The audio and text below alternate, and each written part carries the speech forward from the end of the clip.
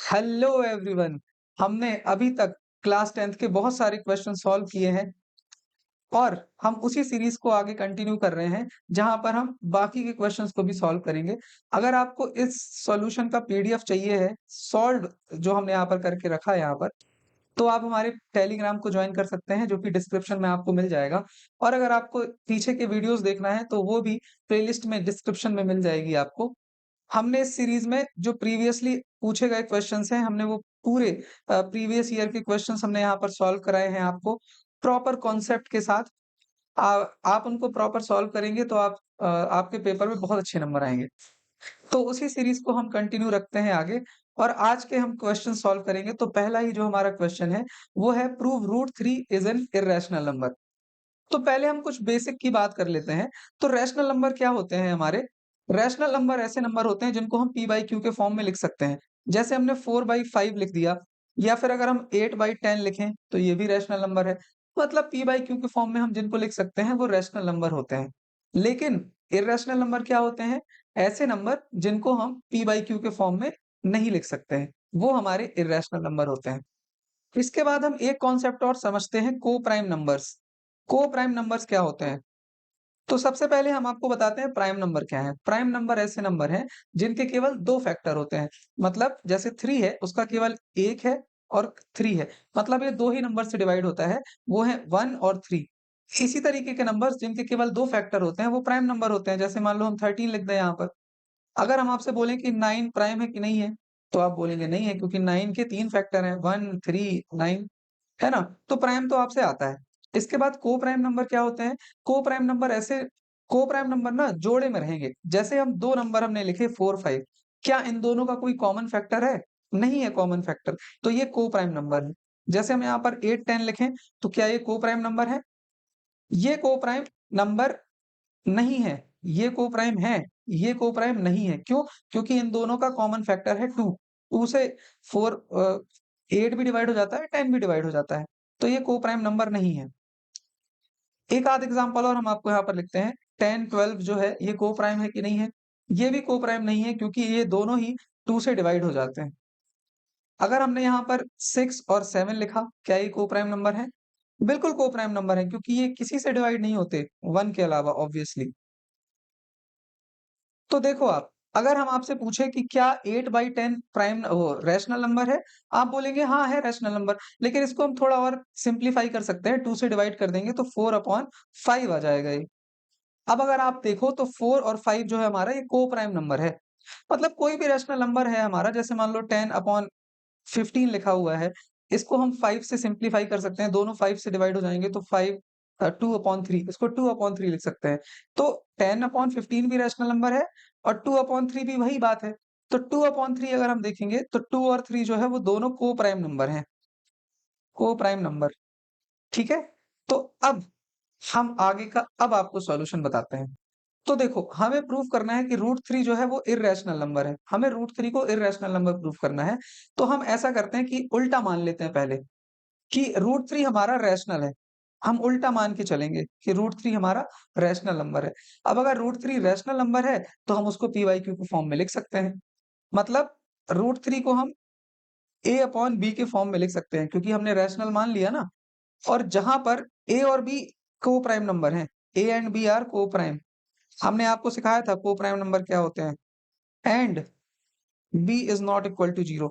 b आपका 0 के equal नहीं होना चाहिए, क्योंकि b अगर 0 हो गया तो फिर तो वैल्यू ही खत्म हो गई ना, नॉट डिफाइन हो जाएगी वैल्यू। तो a and b are coprime number and b is not equal to 0। अब इसके बाद हम क्या करेंगे? हम दोनों साइड को स्क्वायर कर देंगे। Squaring both sides, squaring both sides. अब दोनों साइड्स को जब हम स्क्वायर करेंगे तो √3 का स्क्वायर होगा जब, और a अपॉन b का स्क्वायर होगा। तो √3 का जब स्क्वायर होगा वो हो जाएगा 3, और a अपॉन बी स्क्वायर का स्क्वायर होगा तो a square upon b square. यहाँ तक की कहानी आपको समझ में आ गई होगी। तो यहाँ तक जो हमने सॉल्व किया है ना, इसको हम फॉर्मल तरीके से एक बार लिख लेते हैं। तो पहले हम इसको खाली कर लेते हैं। तो आप देखेंगे कि हमने यहाँ पर इसको अच्छे तरीके से लिख दिया है, ताकि आपके नोट्स भी अच्छे से प्रिपेयर होते रहें। तो अब इसके बाद हमें एक चीज़ और समझना है। देखो, हमने आपको बताया ना कि 3 इक्वल हमारा ए स्क्वायर अपॉन बी स्क्वायर कैसे हो गया? इसके बाद हमने बी स्क्वायर को क्रॉस मल्टीप्लाई करवा लिया, तो बी स्क्वायर हमारा ऐसे आ गया और ए स्क्वायर अपॉन 3 हमारा ये बन जाएगा। ठीक है यहाँ तक?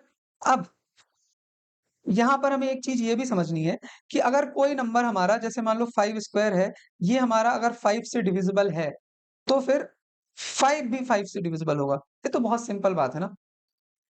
तो वही सिंपल बात हम यहाँ पर लिख रहे हैं। हम आपको बता रहे हैं कि जैसे ए स्क्वायर है हमारा, इसके अकॉर्डिंग यही हुआ ना कि ए स्क्वायर हमारा 3 से डिविजिबल है।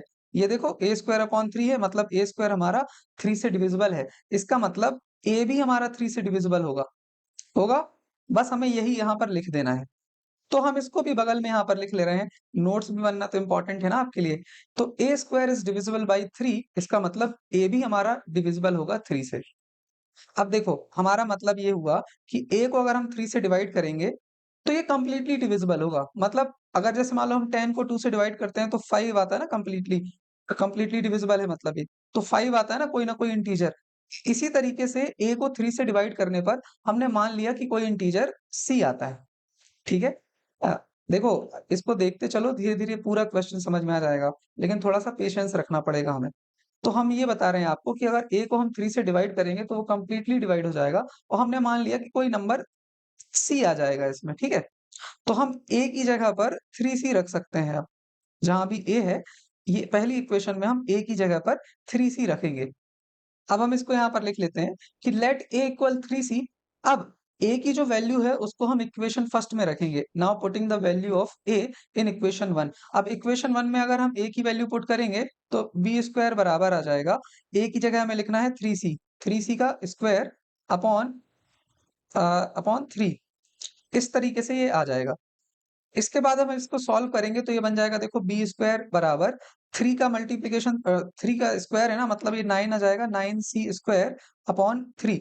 इसके बाद बी स्क्वायर जो हमारा बनेगा वो बन जाएगा 3 को 9 से डिवाइड करेंगे तो 3c स्क्वायर, ये हमारा बी स्क्वायर बराबर आ जाएगा। अब अगर हम लिखें यहाँ पर, अगर हम सी स्क्वायर की वैल्यू निकालना चाहें तो सी स्क्वायर हमारा आ जाएगा बी स्क्वायर अपॉन 3। देखो सी स्क्वायर हमारा आ गया बी स्क्वायर अपॉन 3। तो वही वाली बात जो हमने यहाँ पर करी थी ना, सेम टू सेम यहाँ पर हम देखेंगे कि जो बी स्क्वायर है वो 3 से डिविजिबल है। इसका मतलब है कि बी भी 3 से डिविजिबल होगा। ठीक है? बी स्क्वायर 3 से डिविजिबल है, इसका मतलब बी भी 3 से डिविजिबल है। हमने इसको यहाँ पर फॉर्मल तरीके से लिख दिया है। अब आपके लिए यहाँ पर हम आगे एक्सप्लेन ये कर रहे हैं कि जो अब हम यहाँ पर देख रहे हैं कि जो A है वो 3 से डिवाइड हो जा रहा है, B है वो भी 3 से डिवाइड हो जा रहा है। मतलब A और B का कोई ना कोई कॉमन फैक्टर है ना, मतलब A और B दोनों ही 3 से डिवाइड हो जा रहे हैं। जबकि हमने शुरू में क्या माना था? हमने शुरू में माना था कि A और B जो है वो को-प्राइम नंबर हैं, को-प्राइम। को-प्राइम नंबर होते हैं, उनका कोई कॉमन फैक्टर नहीं होता।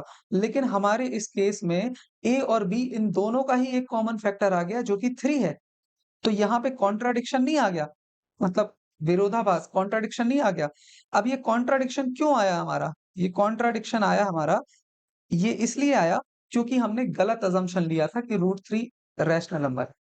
इसका मतलब √3 इर्रेशनल नंबर है।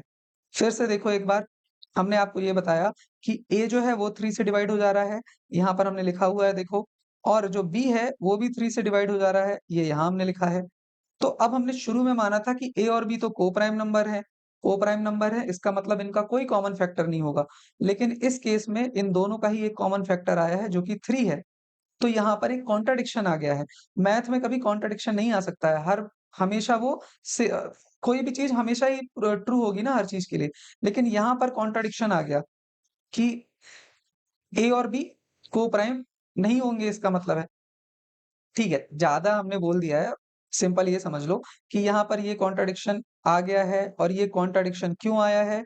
ये कॉन्ट्रडिक्शन इसलिए आया है क्योंकि हमने गलत असम्पशन लिया था कि √3 रैशनल नंबर है ना? गलत मान लिया था, गलती हो गई भाई।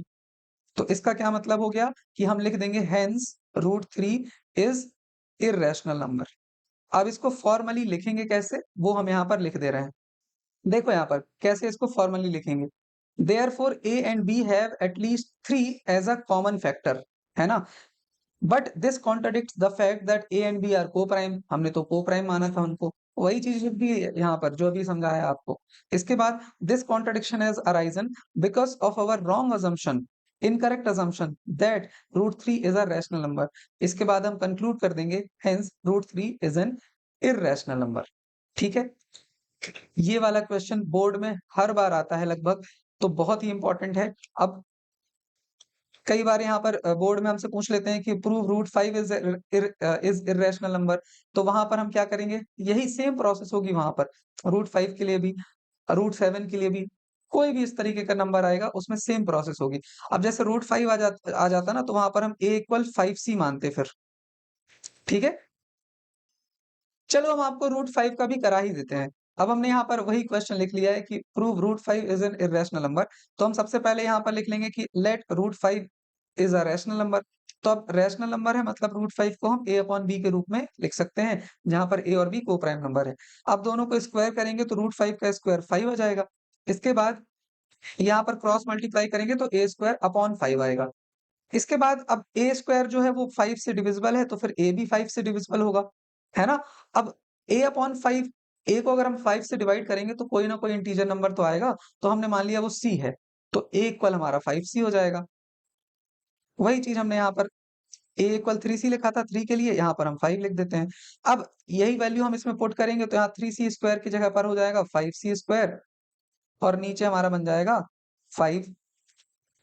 इसके बाद अब हम 5c स्क्वायर को सॉल्व करेंगे तो 5 का स्क्वायर 25/5। अब यहाँ पर ये 5c स्क्वायर हो जाएगा। अब c स्क्वायर जो आएगा वो बनेगा हमारा b स्क्वायर/5। तो वही case b square is divisible by 5, तो b भी डिविजिबल होगा 5 से। यहाँ पर भी हम 5 कर देते हैं। इसके बाद therefore a and b have at least 5 as a common factor. अब ये कॉन्ट्रडिक्शन क्यों आया? ये कॉन्ट्रडिक्ट करता है that a and b are coprime. अब ये क्यों आया? क्योंकि हमने रॉन्ग असम्पशन माना था that √5 is a rational number, hence √5 is an irrational number. तो यहाँ पर हमने आपको 2 एग्ज़ाम्पल्स करा दिए हैं। होपफुली आपको ये समझ आए हैं। अब हम अगले तरीके के क्वेश्चन्स करेंगे जो कि ये है। अब हम आगे के क्वेश्चन को सॉल्व करते हैं। यहाँ पर हमें दूसरे टाइप का क्वेश्चन दिया है कि prove 2 minus 3√5 is an irrational number. अब हमें 2 माइनस 3√5 को इर्रेशनल प्रूव करना है। देखो इस तरीके के क्वेश्चन में हमें जनरली ये भी दिया रहेगा कि √5 रैशनल है। ये गिवन है कि √5 इज़ इर्रेशनल, फिर उसके बाद 2 माइनस 3√5 भी इर्रेशनल है, ये प्रूव करिए। तो सबसे पहले वही चीज़ हम इसको उल्टा मान लेते हैं कि हम मान लेते हैं कि 2 माइनस 3√5 रैशनल नंबर है। अगर ये रैशनल नंबर है तो इसको a/b के रूप में लिख सकते हैं, जहाँ पर a and b are coprime and b is not equal to 0। ठीक है? तो इस तरीके से हम इसको लिख लेते हैं। इसके बाद हम क्या करते हैं कि जो a माइनस b है, ये राइट तरफ है, ये लेफ्ट तरफ आएगा तो 2 माइनस a/b हो जाएगा और माइनस 3√5 लेफ्ट में है तो राइट में जाएगा तो प्लस का 3√5 हो जाएगा। इसके बाद अब यहाँ पर हम एलसीएम लेंगे तो एलसीएम यहाँ पर b आ जाएगा। अब b एलसीएम है तो फिर यहाँ पर ये 1 से डिवाइड होकर के b और फिर 2 से मल्टीप्लाई होगा तो 2b हो जाएगा माइनस a और ये हमारा इक्वल होगा 3√5 के। अब अब हम यहाँ पर जो 3 लिखा हुआ है ये मल्टीप्लाई में है तो जब लेफ्ट तरफ जाएगा तो डिवाइड में आ जाएगा। तो इसको हम फाइनली लिख सकते हैं 2b minus a upon 3b, ये बराबर होगा √5 के। अब यहाँ पर आप देखो कि a और b जो था हमारा a और b वो तो इंटीजर है ना, कोई ना कोई इंटीजर है वो। तो अब अगर हम 2b माइनस a करेंगे मतलब 2b माइनस a करेंगे या फिर 3b नीचे कर देंगे, तो कोई ना कोई रैशनल नंबर ही तो मिलेगा। कोई भी आप मान लो, मतलब हम a की वैल्यू कुछ भी मान सकते हैं, b की वैल्यू कुछ भी मान सकते हैं, कोई भी इंटीजर मानना है वैसे। जैसे a हमने 5 मान लिया, b हमने 3 मान लिया। अब हम a और b की वैल्यू को इसमें रखेंगे, तो कोई ना कोई रैशनल नंबर ही तो मिलेगा। तो इसका मतलब है कि ये वाले केस में जो हमारा लेफ्ट साइड है, लेफ्ट वाला, ये हमारा रैशनल है। ये पूरा नंबर रैशनल है। लेकिन हमें राइट वाला तो दिया गया है कि ये इर्रेशनल है। हमें ये गिवन है कि √5 इर्रेशनल है। तो ऐसा कैसे हो सकता है कि ये इक्वल का साइन लगा है, 2 तराजू हैं और एक रैशनल है, एक इर्रेशनल है। ऐसा हो ही नहीं सकता, मतलब ये दोनों आपस में इक्वल नहीं हो सकते। इसका मतलब ये कॉन्ट्रडिक्शन आ गया हमारे पास और ये कॉन्ट्रडिक्शन क्यों आया? वही कहानी, क्योंकि हमने गलत असम्पशन ले लिया था कि 2 माइनस 3√5 इज़ रैशनल नंबर। तो हम फाइनली कंक्लूड कर देंगे कि 2 माइनस 3√5 इज़ इर्रेशनल नंबर। तो अब हम फॉर्मली कैसे लिखेंगे इस क्वेश्चन को, हम ये देख लेते हैं। तो सबसे पहले हम मान लेंगे कि let 2 - 3√5 is a rational number. अब रैशनल है तो इसको a अपॉन b के रूप में लिख सकते हैं, जहां पर a और b इंटीजर है और को प्राइम है और b जीरो के इक्वल नहीं है। इसके बाद अब हमने वही a अपॉन b को लेफ्ट तरफ ले आए तो माइनस में बदल गया, ये हमने आपको एक्सप्लेन कर दिया है। यहाँ तक हमारी कहानी आ गई। अब a और b हमारे इंटीजर है, इस वजह से जो पूरा 2b minus a upon 3b है, ये पूरा का पूरा रैशनल आएगा हमारा। लेकिन √5 जो है वो भी फिर रैशनल हो जाना चाहिए ना, क्योंकि दोनों पक्ष एक साथ है, बराबर है, तो वो भी रैशनल हो जाना चाहिए।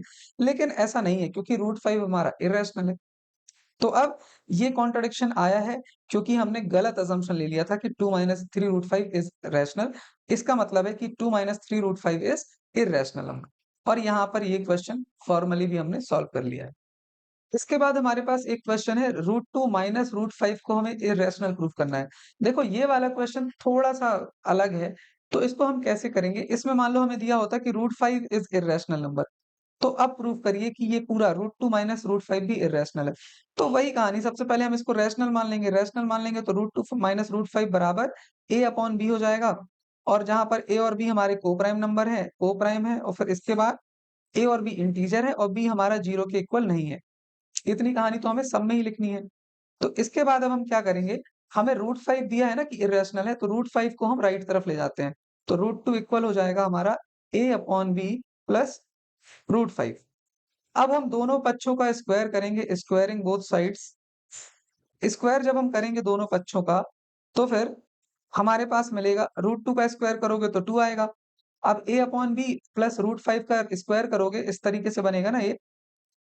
तो a प्लस b का होल स्क्वायर लगाएंगे ना हम लोग, तो वही चीज a square upon b square plus b का स्क्वायर मतलब √5 का स्क्वायर तो 5 प्लस 2ab, तो 2 into a upon b into √5। इसको हम ऐसा लिख लेंगे। इसके बाद अब हम क्या करेंगे, 2 इक्वल, अब हम यहाँ पर एलसीएम ले लेंगे बी स्क्वायर और बी का, तो बी ही आएगा एलसीएम। फिर यहाँ पर ये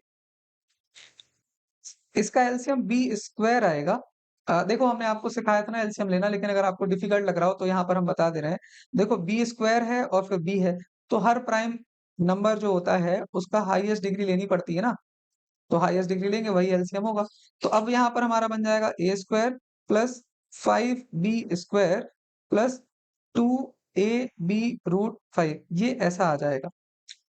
इसके बाद अब हम क्रॉस मल्टीप्लाई करेंगे, तो क्रॉस मल्टीप्लाई करने पर ये बन जाएगा 2b square equal a square plus 5b square plus 2ab√5।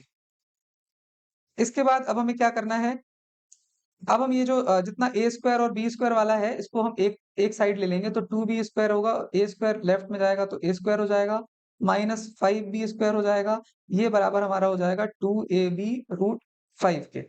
ठीक है? इसके बाद अब 2b स्क्वायर और 5b स्क्वायर घटेंगे तो माइनस का 3b स्क्वायर हो जाएगा और माइनस a स्क्वायर, और 2ab यहाँ पर मल्टीप्लिकेशन में है, तो जब लेफ्ट में आएगा तो डिवीजन में आ जाएगा, 2ab इक्वल √5 आएगा हमारे पास। अब देखो वही कहानी हमारे पास आ गई जो पिछले क्वेश्चन में आई थी कि a और b हमारे इंटीजर्स हैं, तो जब हम इतने पूरे को सॉल्व करेंगे, इतने पूरे को, तो हमें कोई ना कोई रैशनल नंबर ही मिलेगा, क्योंकि a और b इंटीजर है। लेकिन जो राइट तरफ हमें मिला है ये √5 हमें गिवन था कि ये इर्रेशनल है। इसका मतलब यहाँ पर एक कॉन्ट्रडिक्शन आ गया, लेफ्ट तरफ रैशनल, राइट तरफ इर्रेशनल। तो ये कॉन्ट्रडिक्शन क्यों आया? क्योंकि हमने रॉन्ग असम्पशन लिया था that √2 - √5 is a rational number.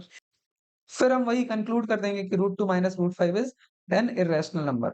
तो यहाँ पर ये वाला क्वेश्चन भी कंप्लीट हो जाता है। इसको हम डिटेल में कैसे लिखेंगे वो हम आपको यहाँ पर लिख के दिखा देते हैं।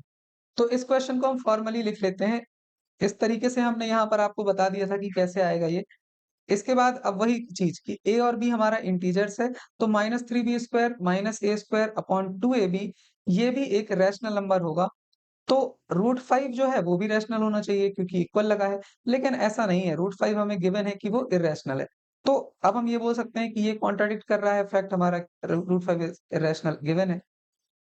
इसके बाद हो जाएगा, ये कॉन्ट्रडिक्शन क्यों आया? क्योंकि हमारा इनकरेक्ट असम्पशन था कि √2 - √5 इज अ रैशनल नंबर। तो कंक्लूड कर देंगे, hence √2 - √5 is an irrational number. और यहाँ पर ये वाला क्वेश्चन भी कंप्लीट हो जाता है। हमारे पास अगला क्वेश्चन है, इसमें है कि √2 + √3 का square is an irrational number, हमें ये प्रूव करना है। तो सबसे पहले वही कहानी, हम मानेंगे कि √2 + √3 का स्क्वायर जो है, वो एक रैशनल नंबर है। उल्टा मानते हैं ना हम, जहाँ पर a और b को-प्राइम है और b हमारा इक्वल नहीं है 0 के।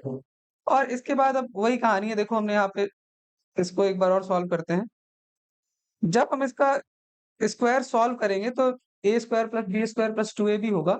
तो √2 का स्क्वायर होगा 2 और √3 का स्क्वायर होगा 3 प्लस 2ab मतलब 2 √2 √3 इक्वल a अपॉन b, ये आ जाएगा।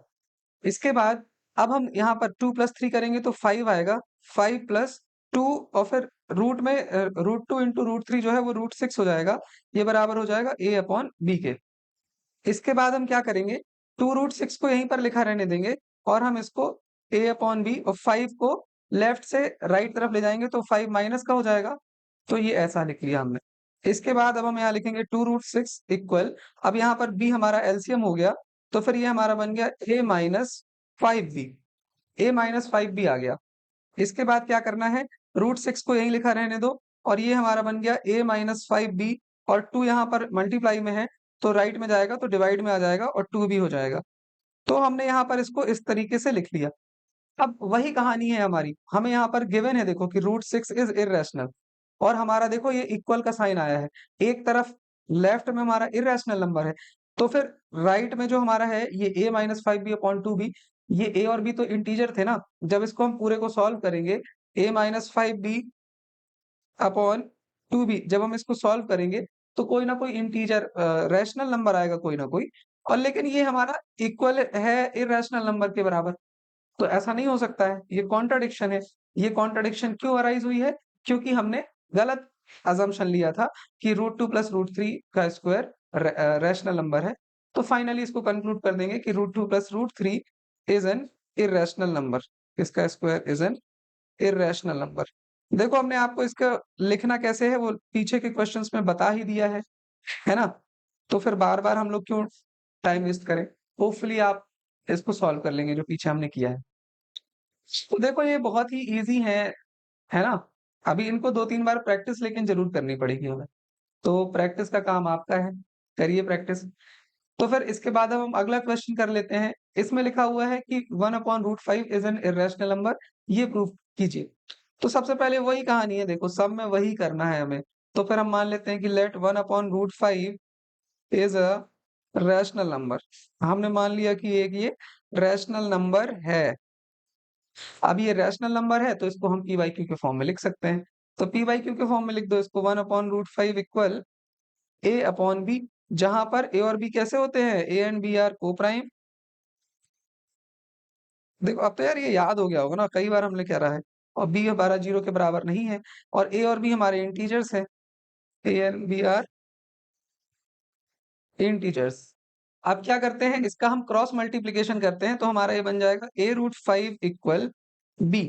ठीक है, अब हम क्या करते हैं कि स्क्वायर कर देते हैं बोथ साइड्स को। जब हम स्क्वायर करेंगे बोथ साइड्स को, यहाँ हम लिख देते हैं स्क्वायरिंग बोथ साइड्स। जब हम दोनों साइड का स्क्वायर करेंगे तो ये बन जाएगा देखो a√5 का स्क्वायर बराबर b का स्क्वायर। अब a√5 का स्क्वायर कितना होगा, √5 का स्क्वायर होगा 5 और a का स्क्वायर होगा a स्क्वायर बराबर b स्क्वायर। तो हम इसको लिख सकते हैं a स्क्वायर बराबर हो जाएगा हमारा b स्क्वायर अपॉन 5। इसको हम इक्वेशन नंबर 1 दे देंगे। अब देखो हमने पीछे के क्वेश्चंस में सीखा हुआ है कि जब b स्क्वायर जो है वो 5 से डिविजिबल है, इसका मतलब है कि b भी 5 से डिविजिबल होगा। देखो, तो हमने क्या किया कि इसके बाद हमने इसको लिख लिया b square is divisible by 5, तो b is also divisible by 5 और ये जो है इसको हमने इक्वेशन नंबर 1 लिख दिया। इसको हमने इस तरीके से लिख लिया है। अब वही चीज कि अगर हम b को 5 से डिवाइड करेंगे तो हमें कोई ना कोई तो इंटीजर मिलेगा ना कोई नंबर मिलेगा। तो हम मान लेते हैं कि वो c है, तो c बराबर हमारा हो जाएगा, b बराबर हमारा हो जाएगा 5c, b इक्वल 5c हो जाएगा ना। तो अब हम यहाँ पर मान लेते हैं कि लेट b इक्वल 5c। अब इसकी वैल्यू को हम इक्वेशन नंबर 1 में पुट करेंगे। Putting the value of b इन 1, इसकी वैल्यू को हम इक्वेशन नंबर 1 में पुट करते हैं। तो इक्वेशन नंबर 1 है हमारी ए स्क्वायर इक्वल बी की जगह पर हमें लिखना है 5c, तो 5c का स्क्वायर अपॉन ये हो जाएगा हमारा 5। अब हम इसको आगे सॉल्व करेंगे तो ए स्क्वायर इक्वल 5 का स्क्वायर 25, सी स्क्वायर अपॉन 5। अभी हमारा ए स्क्वायर बराबर बन जाएगा 5c स्क्वायर। तो अगर हम यहाँ पर सी स्क्वायर की वैल्यू निकालें तो 5 मल्टीप्लाई में है तो लेफ्ट में डिवाइड में आ जाएगा, तो ए स्क्वायर अपॉन 5 बन जाएगा हमारा। ये हमारा इक्वेशन नंबर 2 बन गया। और यहाँ से हम लिख सकते हैं वही चीज कि ए स्क्वायर इज डिविजिबल बाई 5, तो बी भी 5 से डिविजिबल होगा। ये हमने यहाँ पर लिख लिया।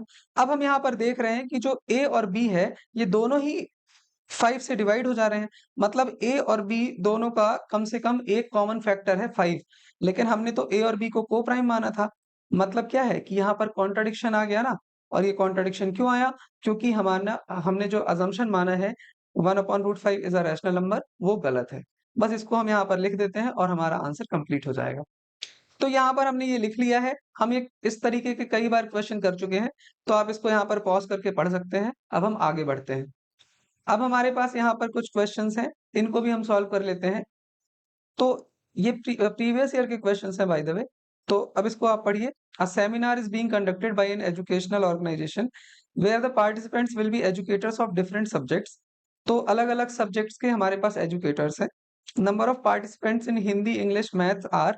हिंदी के हमारे पास टोटल पार्टिसिपेंट जो हैं वो हैं 60, और इंग्लिश के हमारे पास हैं 84, और मैथ के हमारे पास हैं 108। ठीक है। अब हमें ये पूछा गया है क्वेश्चन नंबर 1 में कि in each room the same number of participants are to be seated. मतलब हमारे पास कई सारे रूम हैं और हर रूम में सेम नंबर ऑफ पार्टिसिपेंट्स बैठेंगे। मतलब 12-12 बैठ रहे हैं, 16-16 बैठ रहे हैं, 20-20 हैं, तो सभी रूम में सेम रहेंगे। Being in the same subject, और सभी के सभी सेम सब्जेक्ट के हैं। जैसे यहाँ पे 12 टीचर बैठे हैं अगर मान लो, तो वो 12 के 12 हिंदी पढ़ा रहे होंगे, या फिर 12 के 12 मैथ होंगे, 12 के 12 इंग्लिश होंगे। सेम सब्जेक्ट वाले टीचर्स को एक साथ रखना है, ये कहानी है। तो hence the number maximum number of participant that can be accommodated in each room is. तो मैक्सिमम नंबर ऑफ पार्टिसिपेंट्स कितने होंगे हर रूम में, हमें ये बताना है यहाँ पर इस क्वेश्चन में। तो अभी आप देखिए, हम आपको एक ट्रिक देते हैं। जब भी आपको ऐसा कुछ डिवाइडिंग वाला चीज दिखे तो वहां पर एचसीएफ करना पड़ता है। अगर कुछ कंबाइनिंग वाली चीज दिखे तो वहां पर एलसीएम करना पड़ता है। कुछ डिवाइड हो रहा हो तो एचसीएफ, कुछ कंबाइन हो रहा हो तो एलसीएम। या फिर इसको ऐसे भी देख सकते हो कि जो हमें नंबर दिए गए ना, जैसे 60, 84, 108, तो ये नंबर्स हैं हमारे। और जो हर रूम में टीचर बैठेगा वो इन नंबर से तो कम ही होगा ना लगभग, है ना। तो बात ये है कि अगर हमें कम नंबर एक्सपेक्ट हो रहा है तो वहां पर हम एचसीएफ निकालते हैं।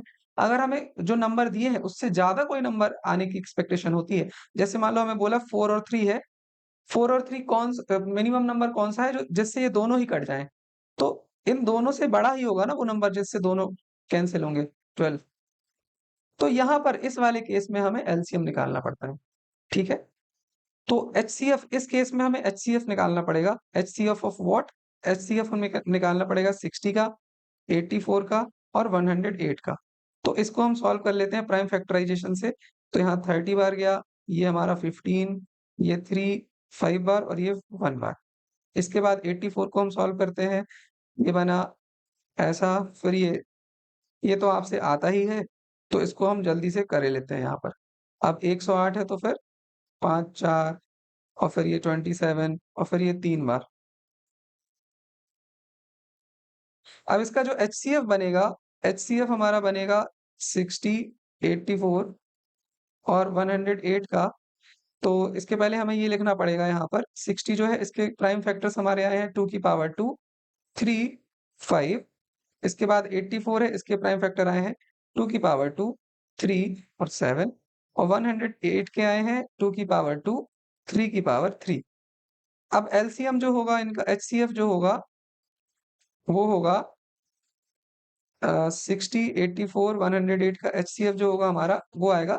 सभी जो कॉमन प्राइम नंबर है उस लोएस्ट डिग्री देखनी पड़ती है, तो लोएस्ट इनकी 2 ही है और 3 की जो लोएस्ट है वो 1 है, और कोई कॉमन फैक्टर नहीं है। तो इसका जो सीएफ आएगा वो आएगा 4 into 3 जो कि आएगा 12। मतलब हमारा जो आंसर है वो है 12।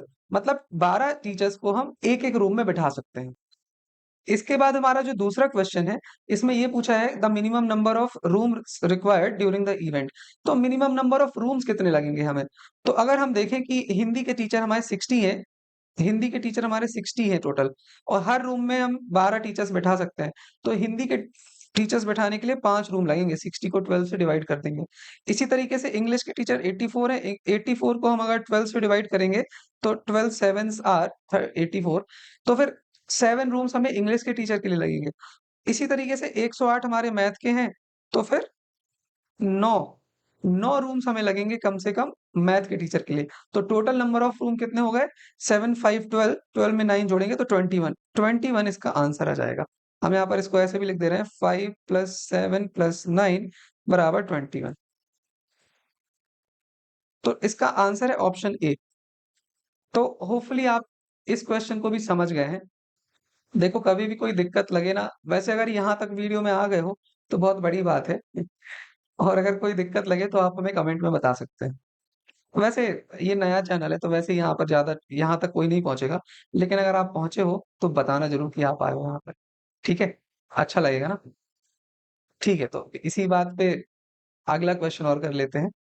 नेक्स्ट क्वेश्चन जो हमारा है, teaching mathematics through activities is powerful approach that enhances students understanding and engagement. ये सब यहाँ तक देखना बहुत सारी बातें यहाँ पर लिखी हुई हैं जिसका क्वेश्चन में हमें कोई यूज ही नहीं है, बिना इसको पढ़े भी हम कर सकते थे।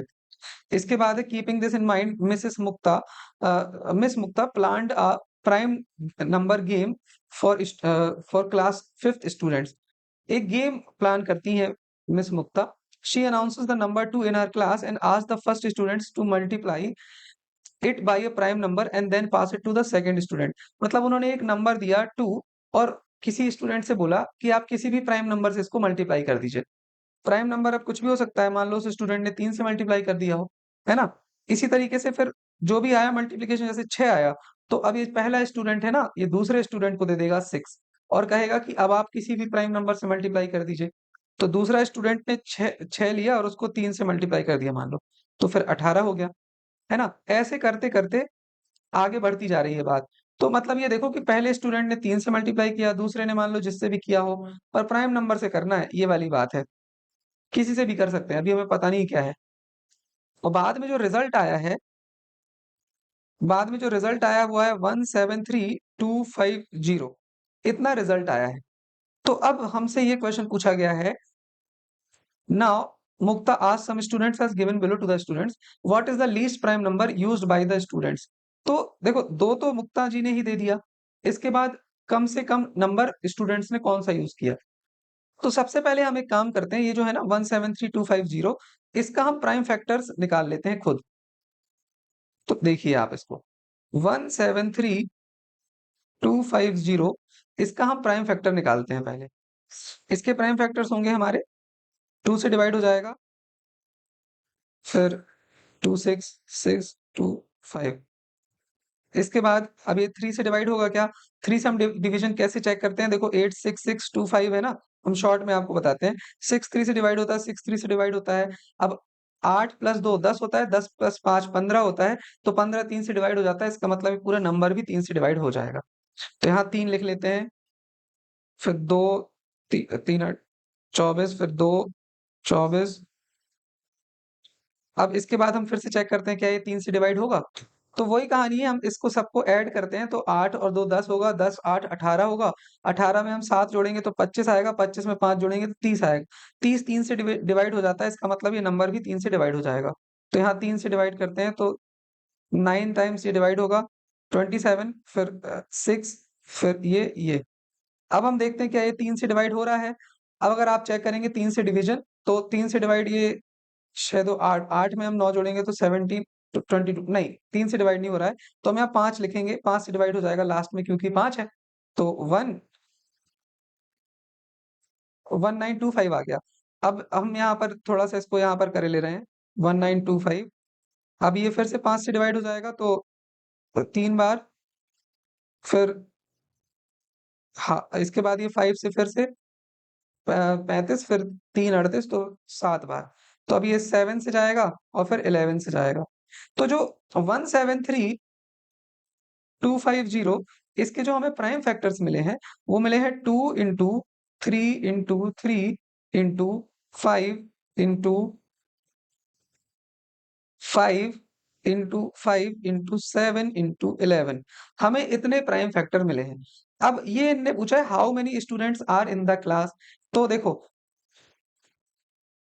नहीं नहीं, पहले पहला वाला क्वेश्चन कर लेते हैं। What is the least prime number used bye students. तो आप देखो कि दो तो मिस मुक्ता ने ही दिया था ना इनको, कि दो तो हमने दे दिया।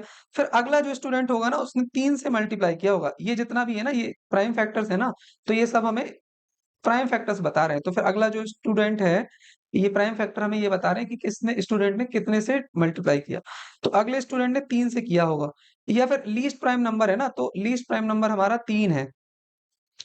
देखो इनमें से स्टूडेंट जो है हमारा, उसने किसी से भी मल्टीप्लाई किया हो सकता है। जैसे मान लो 2 है, मान लो दूसरे वाले स्टूडेंट ने 11 से मल्टीप्लाई किया है, तीसरे ने 5 से किया है। ये क्रम तो कुछ भी हो सकता है ना। क्वेश्चन में ये पूछाया गया है कि लीस्ट प्राइम नंबर क्या है जिसने जो कि स्टूडेंट ने यूज किया है, वो है 3। इसके बाद है how many students are in the class. तो आप खुद बताइए, फिर उसके बाद हम आपको आंसर बता रहे हैं। पॉज कर सकते हो आप। तो देखो पहला तो मिस मुक्ता ने ही दे दिया था, तो अब बाकी जो है 1 2 3 4 5 6 7, तो 7 स्टूडेंट्स हमारे हैं क्लास में। तो ये हमारे दूसरे क्वेश्चन का आंसर हो गया है। तीसरा, what is the highest prime number used bye students. अब तो आप बता सकते हैं। हाईएस्ट प्राइम नंबर जो स्टूडेंट ने यूज करा है वो है 11। देखो ना 11 है। इसके बाद है last question, which prime number has been used maximum times. तो सबसे ज्यादा बार कौन यूज किया है, तो 5 सबसे ज्यादा बार यूज किया है, तो 5 इसका आंसर हो गया। तो फाइनली हमारे ये क्वेश्चंस कंप्लीट हो जाते हैं। हमने यहाँ पर बहुत सारे क्वेश्चंस यहाँ कर लिए हैं, आप होपफुली इनको करेंगे। हम आपको डिस्क्रिप्शन में टेलीग्राम का लिंक भेजेंगे जिसमें आपको इसके सॉल्यूशंस मिल जाएंगे। और बात ये है कि अभी जो प्रीवियस ईयर के क्वेश्चंस हैं वो भी हैं टेलीग्राम में, हम आपको अपडेट करते रहेंगे। तो जब तक के लिए हैप्पी लर्निंग। अगले चैप्टर में मिलते हैं। Have a nice day.